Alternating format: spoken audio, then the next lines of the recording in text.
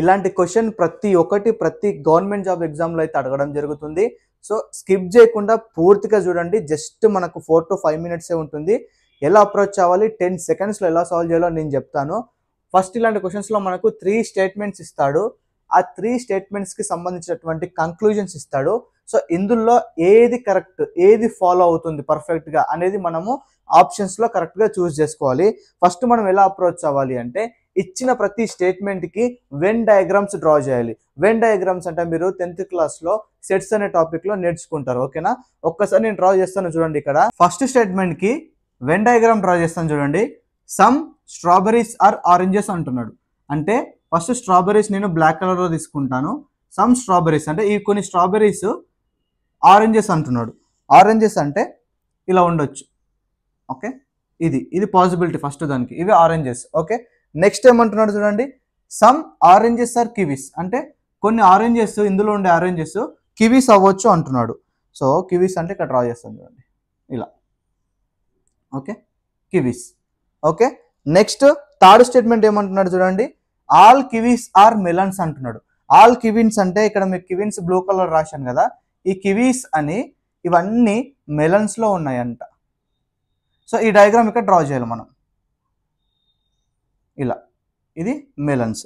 ఇప్పుడు మీరు ఈ డయాగ్రామ్ చూసిన వెంటనే, సారీ ఇక్కడ స్ట్రాబెర్రీకి టచ్ చేయకండి. ఓకే, ఇలా డ్రా చేసుకోండి. సో ఇప్పుడు మీ డయాగ్రామ్ చూస్తే మనకేం అర్థమవుతుంది? ఫస్ట్ కంక్లూజన్స్ చూద్దాం. కంక్లూజన్స్ అంటే ఏంది? వాడు కంక్లూడ్ చేసి పడేస్తున్నాడు. సో ఆ కంక్లూజన్స్ కరెక్టా తప్ప మనం జడ్జి చేయాలి. అదే ఈ క్వశ్చన్ ఒక సొల్యూషన్. ఓకే, ఫస్ట్ కంక్లూజన్ ఏమంటున్నాడు చూడండి. నో స్ట్రాబెర్రీ ఈస్ మెలన్ అంటున్నాడు. స్ట్రాబెర్రీకి మెలన్కి రిలేషనే లేదంటున్నాడు. ఆ స్టేట్మెంట్ వాడు ఆ కంక్లూజన్ ఇచ్చేస్తున్నాడు. ఒకసారి చూడండి, స్టేట్మెంట్స్లో వాటి మధ్యలో రిలేషన్ ఉందా లేదా అని స్టేట్మెంట్స్లోనే చెప్తలేడు. ఉందని చెప్తాడు, లేదని చెప్తలేడు. సో మీరు కంక్లూజన్స్లో లేదని ఎట్లా చెప్తారు?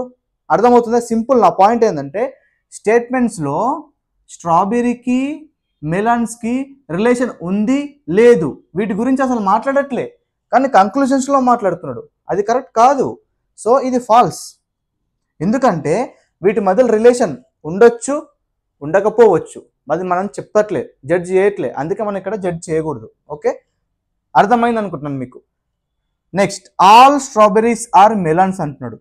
అన్ని స్ట్రాబెరీస్ మెలన్స్ అని అంటున్నాడు. అంటే ఇక్కడ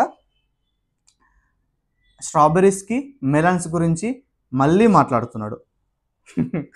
స్టేట్మెంట్స్లో వాడు ఏమి ఇచ్చాడు, ఆ రెండింటి మధ్యలో రిలేషన్ గురించి మెన్షన్ చేసలేడు.